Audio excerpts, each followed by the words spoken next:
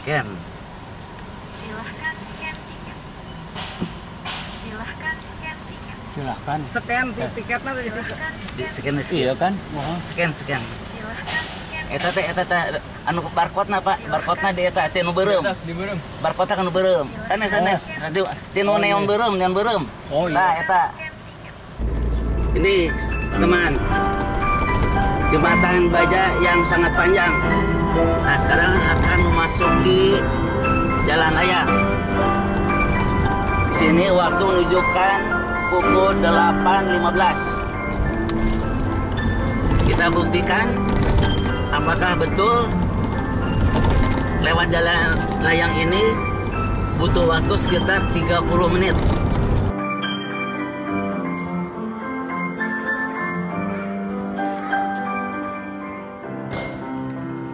Halo sobat semua. Untuk video kali ini judulnya adalah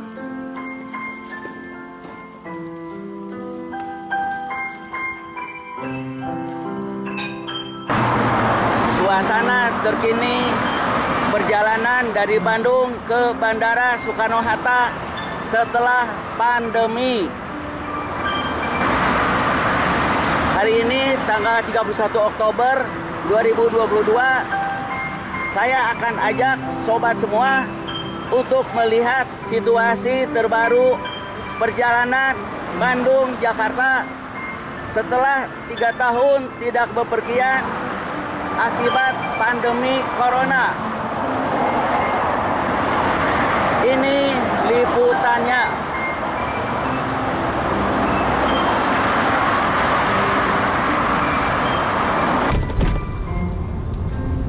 Berangkat dari pintu tol Paster.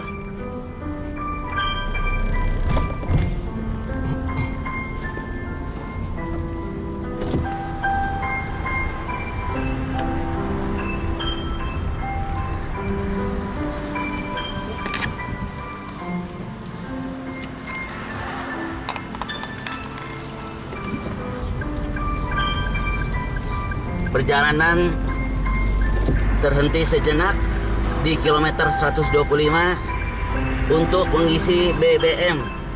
Sabatol.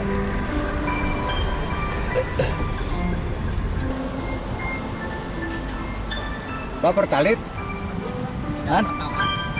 Pertalit aja apa itu? Pertalit aja. Pertalit itu. CF sana Pak. CF. Oh ya Allah. CF. Gila. Ternyata BBM Pertalite di SPBU ini habis.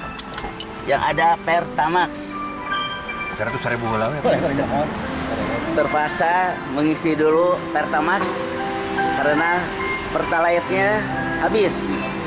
Nah, ini adalah driver Pak Ade yang akan membawa perjalanan saya menuju bandara. Selamat pagi Pak Ade. Yuk kita go. Ayo Pak. Selamat sampai tujuan. Terima kasih. Hatur nuhun. Akang sareng teteh. Sebentar lagi kita akan melewati jembatan baja yang sangat panjang yang akan dilalui oleh kereta api cepat Indonesia China. Ini teman, jembatan baja yang sangat panjang.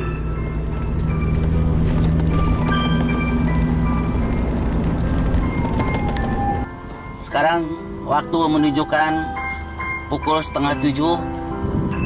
Ternyata di jalan tol sudah ada kemacetan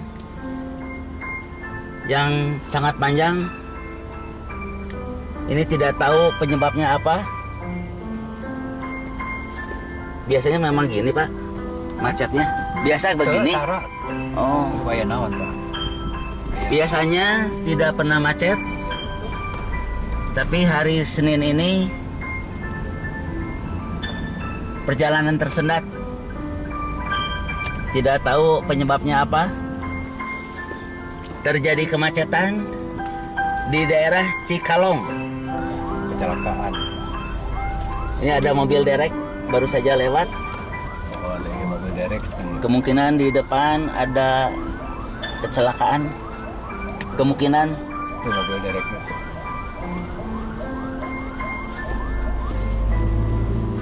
Ini perjalanan yang sangat merugikan sekali. Sekarang pukul 6.50, tadi pukul 6.30, 20 menit. Cuman bisa dilalui hanya 1 kilometer. Ini perjalanan yang sangat melelahkan. Perjalanan di kilometer 101 sudah lancar. Tadi di belakang mobil ini rupanya telah terjadi kecelakaan dan sudah dibawa oleh mobil derek. Tuh, Pak Yu. Sekarang perjalanannya mudah-mudahan lancar sampai tujuan. Sekarang waktu menunjukkan pukul 7. Keadaan sudah lancar. Kayu derek. Rupanya tadi telah terjadi sedikit kecelakaan dan mobilnya sudah diangkut menggunakan mobil derek. Kayu.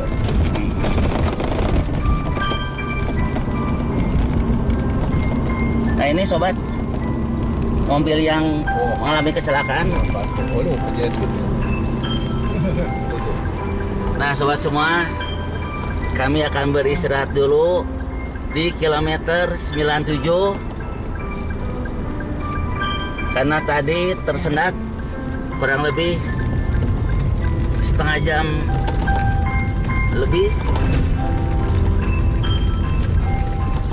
dan mudah-mudahan BBM di sini ada jenis Pertalite.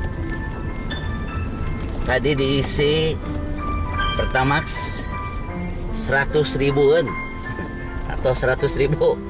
Sekarang mau diisi full kalau ada menggunakan Pertalite. Nah ini rest area di kilometer 97.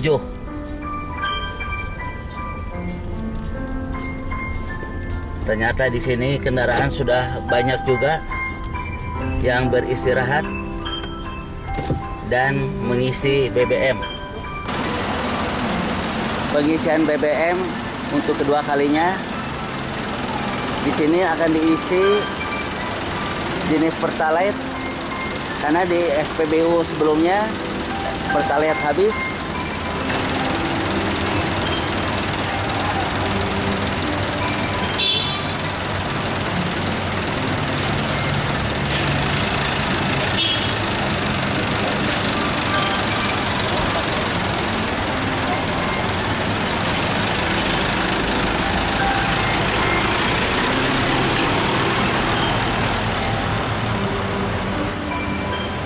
Ini Pak Ade sedang berpose dalam pengisian BBM.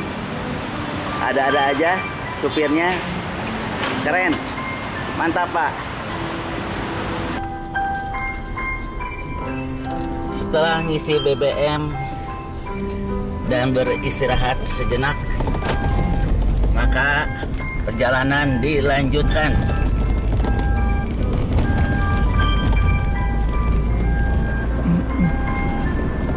Ini tol Cikopo Terbang. kilometer 68. Memasuki gerbang tol Kalihurip Utama 2. Sudah sampai ke gerbang tol Kalihurip. Kalihurip.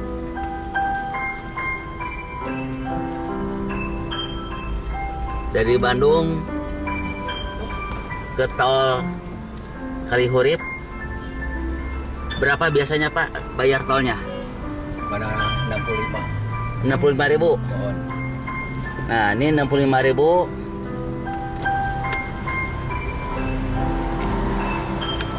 Oh, di situ ada itunya dari Pasteur ke tol ini 66.000 ternyata Pak. Ada tulisannya 66? Tidak ada. Tuh 66. Ya, 66.000. Nah ini dari tol Cipularang Cikampek. bersatu dengan tol utama Cikampek ya Pak. Oh. Tol Cikampek.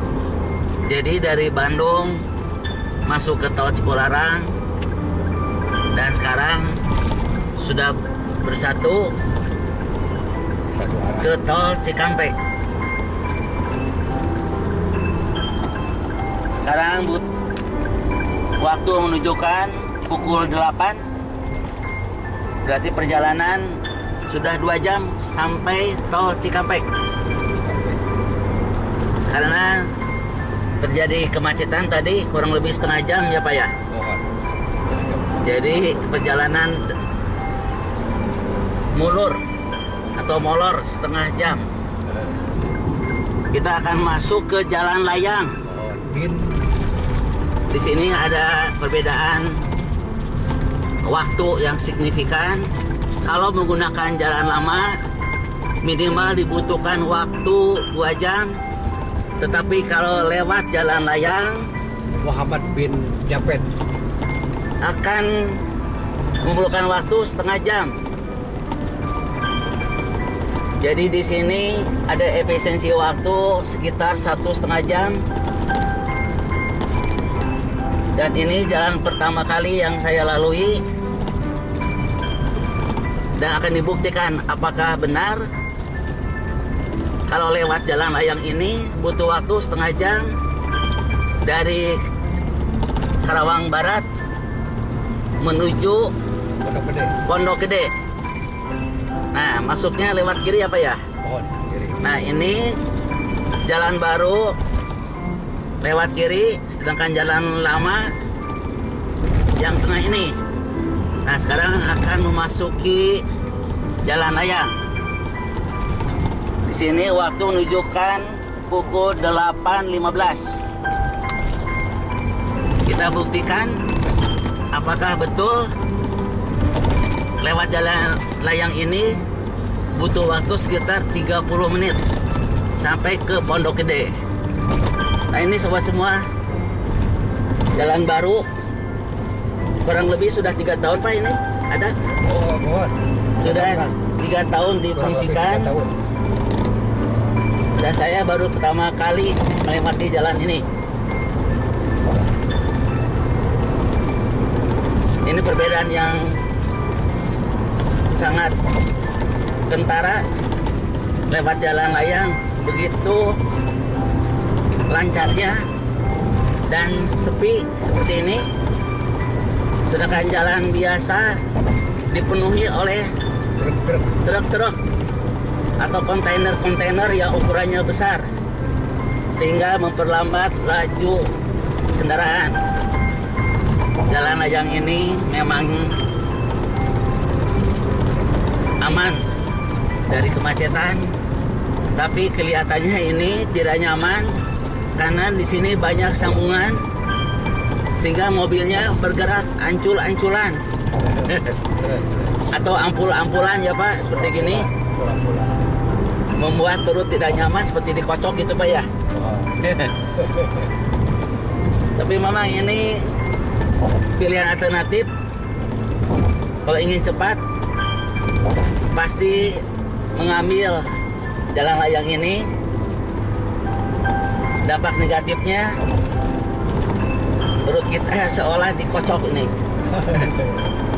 Pohon ya. Di depan sana sudah tampak gedung-gedung menjulang tinggi. Inilah ciri khas kota metropolitan. Terlihat dari gedung-gedung yang menjulang tinggi seperti ini.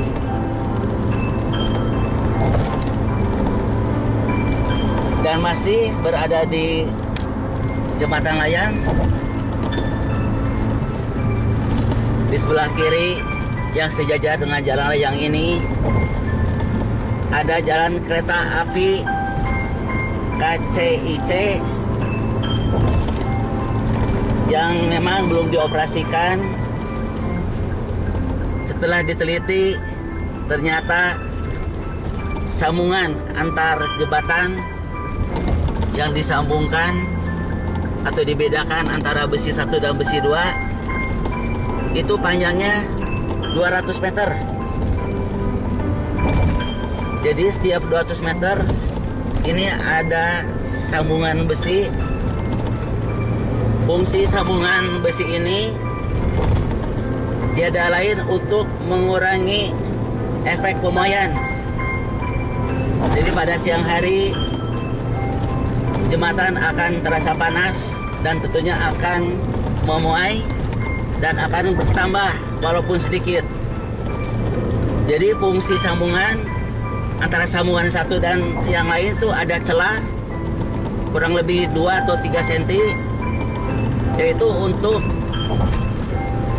mengendalikan supaya tidak terjadi pemoyan atau pemengkokan jembatan yang ujung-ujungnya akan terjadi kerusakan. Di sebelah kanan terlihat iringan mobil polisi dengan spotlightnya berwarna biru. Nah, ini sangat banyak sekali mobil polisinya, sobat. Sampo. Ini tidak tahu mau kemanakah gerangan polisi-polisi ini.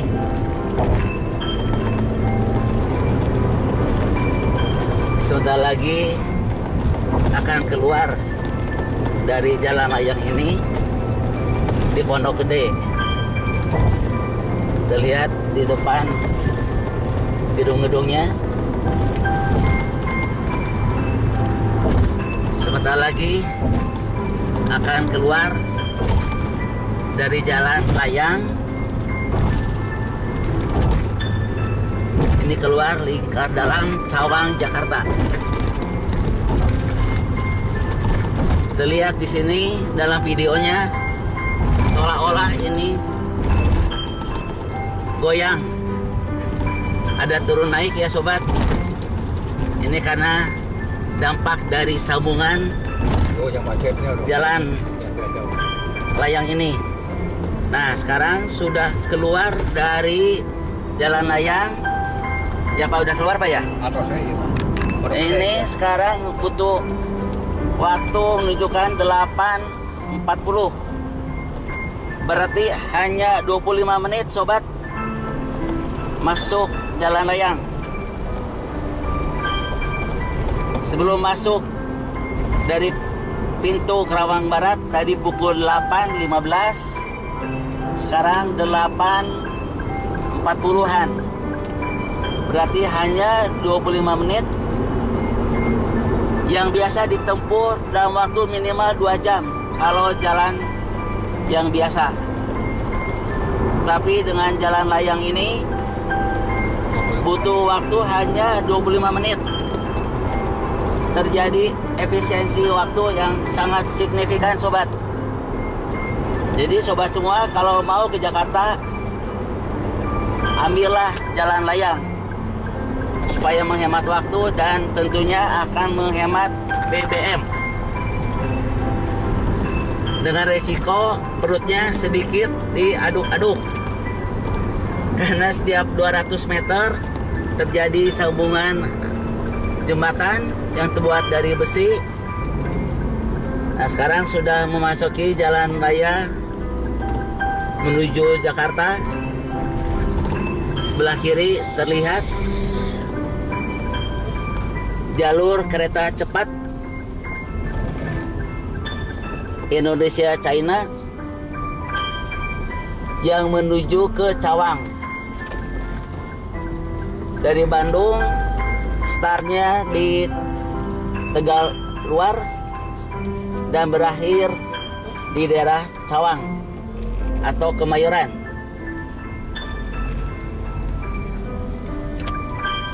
Memasuki jalan raya, sekarang kemacetan sudah mulai terjadi lagi.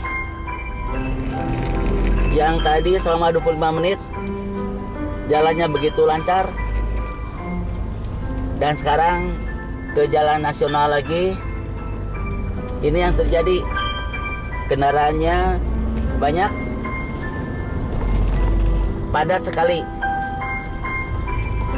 Sekarang akan beristirahat di rest area terakhir. Nah, ini tempat perberhentian terakhir sebelum masuk kota Jakarta.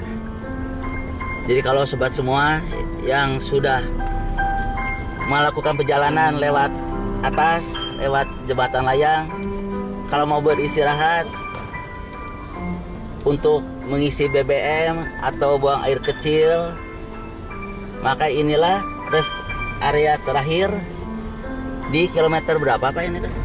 Itu kilometer 6. Di kilometer 6. Kilometer 6 Pondok Gede. Pondok Gede Pak. Ya. Di tempat perberhentian atau rest area di kilometer 6B. Di sini ada SPKLU PLN. Kemungkinan ini untuk pengisian bahan bakar tapi dari listrik. Nah, di sini ada salah seorang yang mengerti tentang fungsi ini. Coba saya tanyakan, Pak, dengan Bapak siapa nih namanya, Pak? Mas Lili. Mas Lili. Mas Lili ini tolong dijelaskan ya. Ini fungsinya gimana, Pak? Lalu gimana cara pemakaiannya? Lalu cara bayarnya gimana gitu, Pak? Biasanya sih dari pendapatan apa ya, oris ya.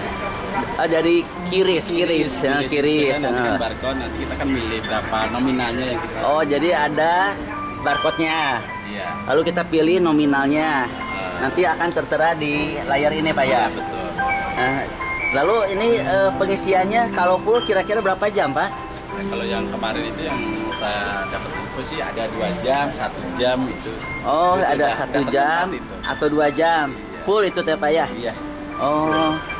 Biasanya yang kemarin aja yang di mana itu diisi Tanjung Barat aja yang Bluebird ya, Bluebird aja itu. Bluebird Setengah jam itu aja udah 50 sampai 60%. oh, setengah jam sudah 50 atau 60%. Ya, itu yang dari informasi Bluebird.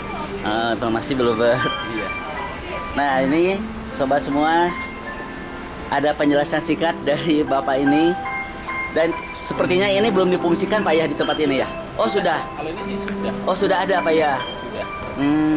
Cuma kebetulan tidak ada contoh jarang mobil yang mengisi istilah BBM berupa listrik Pak ya? Iya.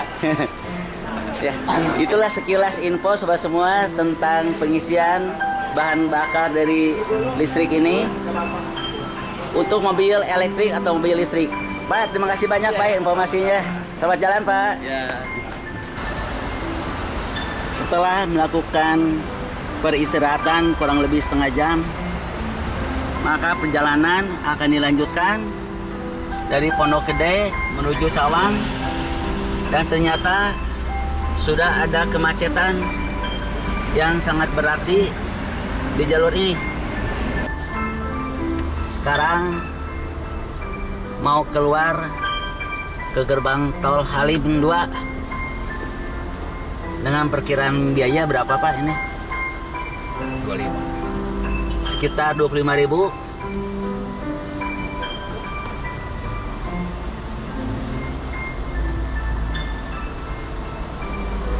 Ini pembayaran tol kedua ya Pak.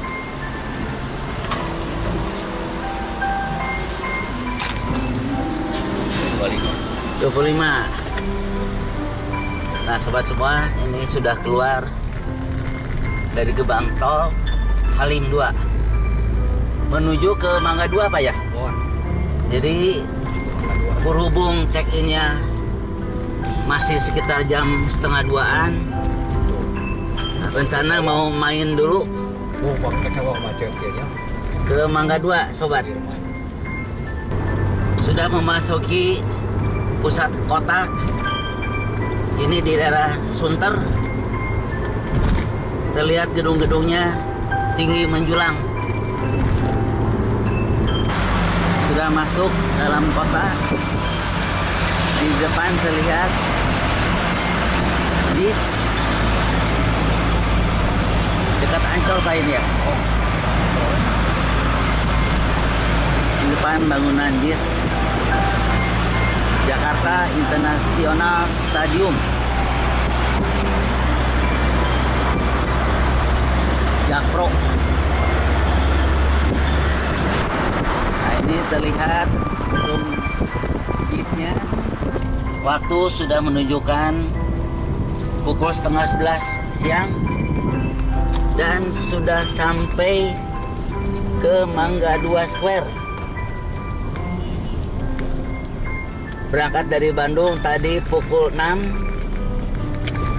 setengah jam macet dan 2 kali istirahat butuh waktu 1 jam. Jadi total waktu yang terbuang 1,5 jam. Jadi kalau dirata-ratakan kurang lebih 3 jam.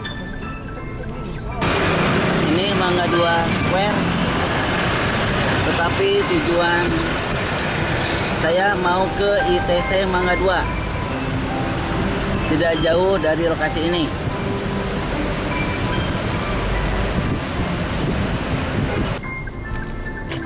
Ini ITC Mangga 2. Awas, Pak. Awas kok. Ya. Spion nih. Nah, kita memasuki ITC Mangga 2 pakai kartu. Ya udah. Oh, itu biasa. Ya tak Langsung. sekalian. Itu stroke-struknya ambil. Udah tadi jalan Pak. Pak, stroke-nya di sana Pak. Mana? Di belakang. Mundur deh. Apa? Stroke Pak. Maaf ya Pak ya. Ini stroke-nya harus diambil sobat. Lupa. Soalnya kalau tidak diambil Lupa, Pak. nanti waktu keluar bermasalah. Jadi setelah memijit tombol itu akan ada kartu keluar dan harus diambil Pak karcisnya. Kalau tidak nanti bermasalah, akan didenda. Parkir di awis. Nah, akan parkir di sini. Ini sedang mencari tempat parkir. Karena kalau tempat parkir tadi di depan itu tempat parkir valet dan biayanya 40.000 sekali parkir. Jadi ini cari tempat parkir yang biasa, bukan valet. Keluar dari ITC Mangga 2, keluar dari ITC Mangga 2 menuju bandara.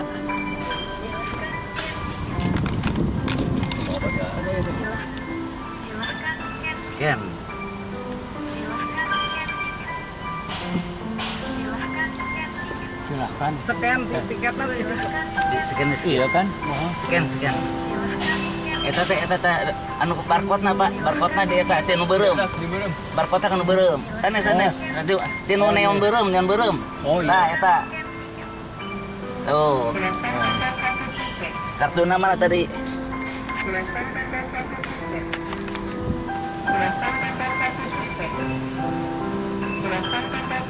Eta kartu tiket namanya. Oh, tiket iya. Tadi kenal bayar.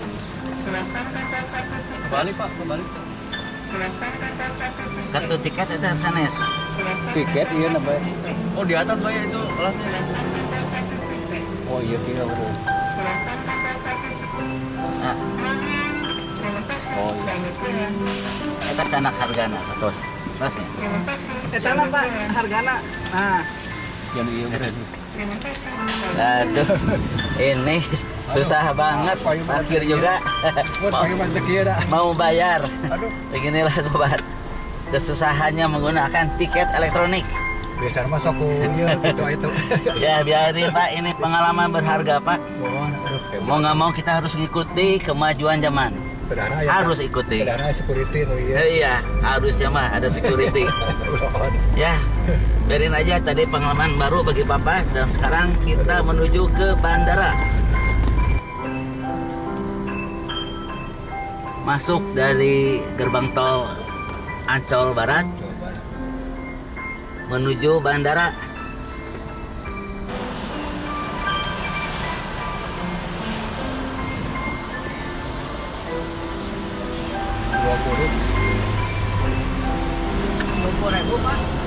Sudah langsung terbayar Pak 20.000? Bayar. Oh, Bayar. bayar tol 20.000. Sedang memasuki tol Cengkareng menuju bandara. Sekarang ini pukul 1. Tadi dari ITC Mangga 2 berangkat 12.30. Berarti kurang lebih setengah jam menuju bandara. Sekarang ini sudah ada di komplek bandara. Itu masih Indonesia, masih kontra Indonesia.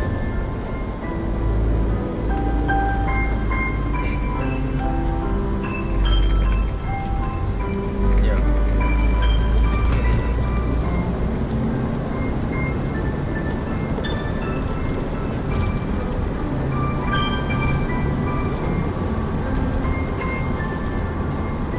Oh iya sih.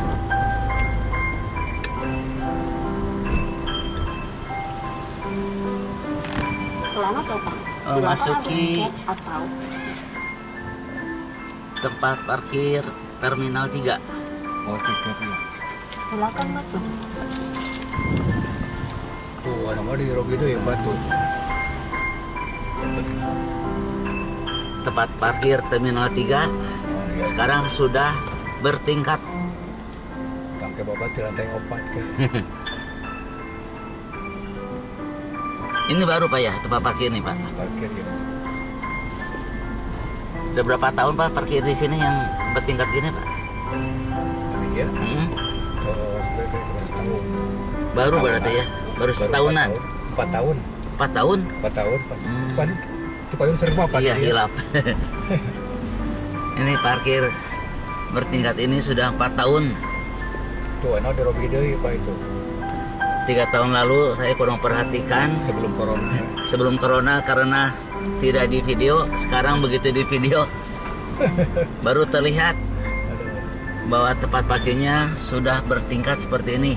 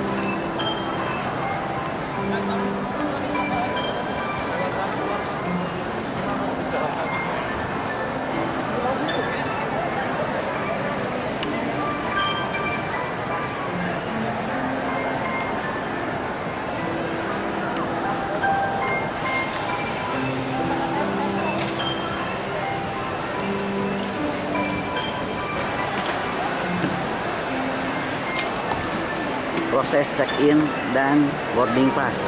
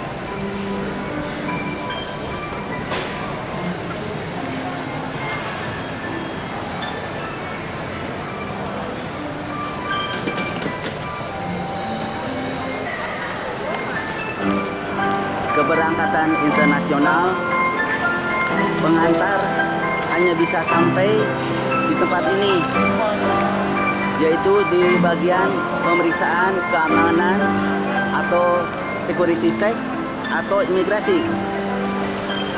Untuk itu, video ini pun dicukupkan sampai di sini dulu. Semoga ada manfaatnya. Sampai jumpa di video selanjutnya.